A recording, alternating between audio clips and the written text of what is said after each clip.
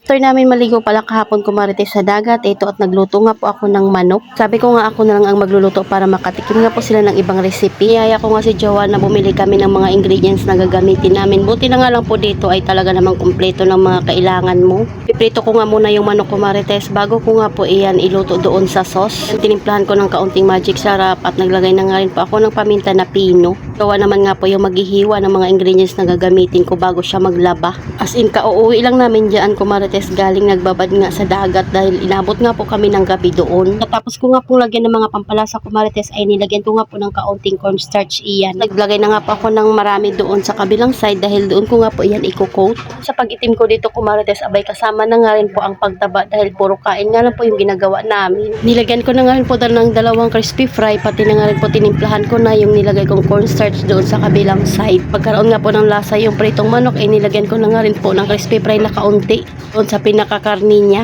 Is ko na nga rin po yung tindahan at kusina serye ko doon sa Manila. Pero sa ngayon ay enjoy ko na nga muna itong aming bakasyon kumarites. Tinimplahan nga rin po pala kami ng panganay ko ng kape dahil hindi pa nga po kami nagkakape dyan. Pag ganito nga yung gagawin nyo sa chicken kumarites abay sauce palang ulam na. Halo-halo ko nga lang po dyan yung crispy fry pati na nga rin po yung cornstarch para naman nga po mag-mix na yung mga panlasa nila. Naman nga po nga asikasuhin ay yung mga gagamitin ko nga po sa pagprito. San ko nga lang po yung kawali habang si Jowa nga po dyan ay naghihiwa pa. Pinanga lang talaga dito kumarites ay unlimited tubig dahil may bomba nga po sila. Nga po yung mga gagamitin natin ingredients dyan kumarites, bell pepper na green pati na nga rin po pula tapos siling green. Gamit nga rin po tayo ng puting sibuyas dahil yun nga po talaga yung magbibigay ng mga panlasa niya at flavor. Pagkatapos ko nga pong hugasan dyan yung kawali ay sinalang ko nga po kaagad para naman nga po uminit na. Nagpabili na nga rin po ako ng mantika dahil ito nga po ay piprituhin pa bago natin lutuin doon sa sauce. Lahati nga lang po yung ating iniluluto sa sauce dahil may mga bata din po dito at kailangan hindi maanghang yung pagkain nila. Pesos nga po yung lapad dito kumarites kaya nagbilang na nga rin po ako ng pera. Pag nagpapainit pa nga po ng kawali at mantika, ako naman nga po ay magko-coat na ng chicken. Kamay ko na nga yan kumarites dahil malinis naman yung kamay ko, nakailang hugas na nga rin po ako ng kamay kaya huwag kayong mag-alala. Gusto ko rin talaga na pag nagpiprito nga ako ng chicken ay kinakamay ko talaga yung pagko-coat para lahat nga po ng side ay malagyan ng mga panlasa. Mabilis talagang mag-coat yung chicken kumarites pag nalagyan mo nga ng cornstarch iyan. Bibigay nga rin po ito ng crispy sa chicken mo at malasa lalo na kapag may timpla lahat. Siyempre at kailangan din natin humigop ng kape kumarites dahil nga galing pa kaming dagat yan. At dahil may init na nga po yung kawali kaya naman inilunod ko na nga rin po yung chicken.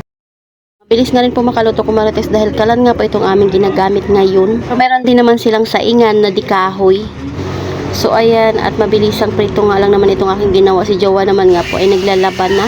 Ibabad niya na nga po iyan kanina bago nga po siya maghiwa ng mga ingredients. Mula nga po nung dumating dito kumarites ay araw-araw na nga po naglalaba si Jowa para hindi na kami maipunan. Natapos ko naman din kaagad prituhin yung mga manok. Ayan, at gagawa naman nga po tayo ng sauce. Nagtira nga lang po ako ng mantika dyan na pinagprituhan ko kumarites. Pagkatapos nilagay ko na iyang sibuyas na puti. Yung siling green pagkatapos sinunod ko na nga rin po yung mga atsal. Naglagay na nga rin po ako ng mga pampalasa dyan kumarites para mag-mix na nga po yung mga panlasa nila. Tinimplahan ko na nga rin po iyan ng toyo kumarites. Yung tira nga po na harina na pinag-coat ko nga doon sa chicken ay ilalagay ko nga po dito at nilagyan ko iyan ng tubig para maging malapot nga po iyan at maging malasa. Lalagyan ko nga rin po iyan ng oyster sauce. Ito talaga yung magbibigay lasa sa ating niluluto. Halo-haloin nga lang po natin ito ng saglit kumarites bago nga po natin ilagay yung pinaka-chicken. Dahil nung tinikman ko nga po okay na yung lasa, ayan na nga po yung itsura niya. Ayan, at na-coat na nga po yan kumarites at pwede na nga po iyan, papatayin ko na nga rin po yung pinaka-apoy niya. Abay, subukan nyo na ito kumarites para naman nga po maiba naman yung lasa ng chicken nyo. So, ito na nga po yung ating chicken at may prito na nga rin po akong tinira para sa mga bata. After po magluto ay diretso kain na nga rin po tayo kumarites kaya ayan, sinandukan ko na nga po yung mga bata. Di naman nga po at nagustuhan din naman nila yung lasa na niluto ko. So, yun lang muna kumarites. Salamat sa panonood. Follow for more. God bless us. At sana i-share nyo na nga rin po itong aking video.